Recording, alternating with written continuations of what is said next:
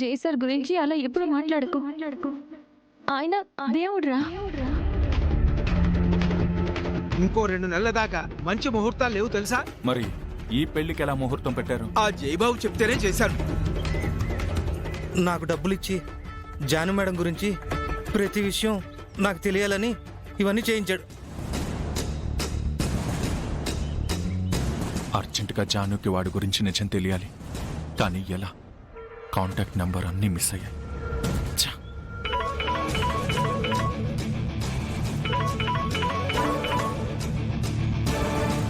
Hello hello విశ్వ,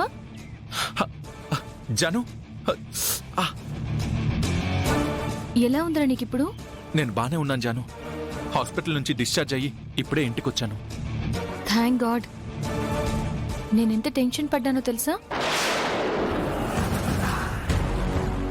అయినా ఏంట్రా నువ్వు ఆ రోజు పెళ్లికి లాస్ట్ మినిట్లో హడావిడిగా వచ్చి పిలిచావు, మళ్ళీ కనిపించలేదు.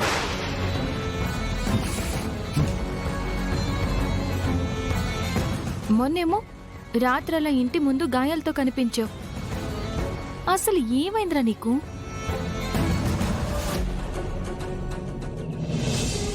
నాకైన దాని గురించి కాదు జాను, నీకు జరిగిన దాని గురించే నా బాధ. మాట్లాడవేంటి విశ్వ? అదే జాను, నీతో ఒక ఇంపార్టెంట్ విషయం చెప్పాలి. ఏంట్రా అది?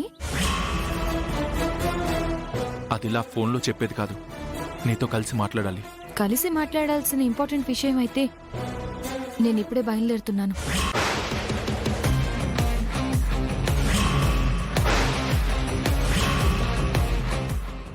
మనం కాలేజీలో ఉన్నప్పుడు మనం ఎప్పుడు కలుస్తూ ఉండేవాళ్ళం కదా, అదే స్పాట్కి వచ్చేసి. ఓకే బాయ్ విశ్వ. సరే బాయ్.